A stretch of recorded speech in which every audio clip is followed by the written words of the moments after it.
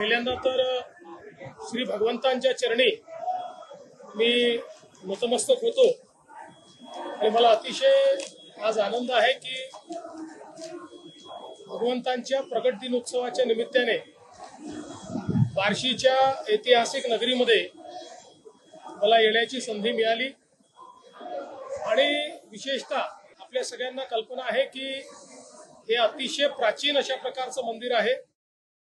जवळजवळ याचा उल्लेख हा 10व्या शतकातही सापडतो, 11व्या शतकातही सापडतो आणि या सोलापूर जिल्ह्याचं महत्त्व असं आहे की भगवान श्री विष्णूंनी या ठिकाणी घेतलेले अवतार हे आपल्या भक्तांकरता घेतलेले अवतार आहेत। अंबरीश राजाकरता घेतलेला अवतार हा भगवंतांचा अवतार आहे आणि पुंडलिक भक्तांकरता घेतलेला अवतार हा श्री विठ्ठलांचा अवतार आहे। त्यामुळे मला असं वाटतं की हा जो आपला इतिहास आहे, हे जे आपलं स्थापत्य आहे, हे जे आपलं अध्यात्म आहे, ही जी आपली संस्कृती आहे ती जपणं अत्यंत गरजेचं आहे।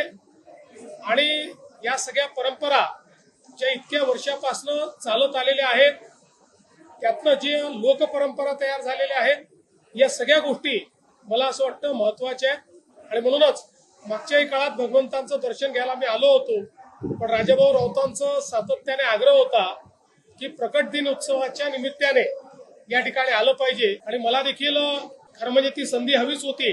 त्यामुळे आज हे दर्शन मला प्राप्त झालेलं आहे।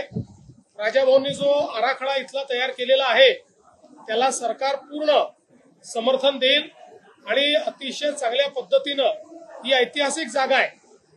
पुराणांमध्ये याचा उल्लेख आहे, विष्णू पुराणात आपल्याला त्या ठिकाणी उल्लेख पाहायला मिळतो की कशा प्रकारे दुर्वास ऋषींचं जे गर्भहरण आहे ते या भागामध्ये खऱ्या अर्थानं झालं होतं आणि म्हणून अशा या आपल्या सांस्कृतिक ठेव्याला अधिक चांगल्या पद्धतीनं लोकांपर्यंत आणण्याचा प्रयत्न करण्याकरता हा जो काही आराखडा या ठिकाणी मांडलेला आहे तो निश्चितपणे त्याला आम्ही समर्थन देऊ। भगवंताने सगळं दिलंच आहे आणि मी तर नेहमी असं म्हणतो की आपले ईश्वर असे आहेत की ज्यांना मागावं लागत नाही, त्यांच्याकडे जाऊन आपण नतमस्तक झालं तर सर्व मनोकामना पूर्ण होतात आणि शेवटी ईश्वरीय शक्ती ही आपल्याला मानसिक बळ देणारी आहे आणि मानसिक बळ मिळालं तर किती प्रश्न समोर आले तरी आपण त्याच्यावर उत्तर शोधू शकतो।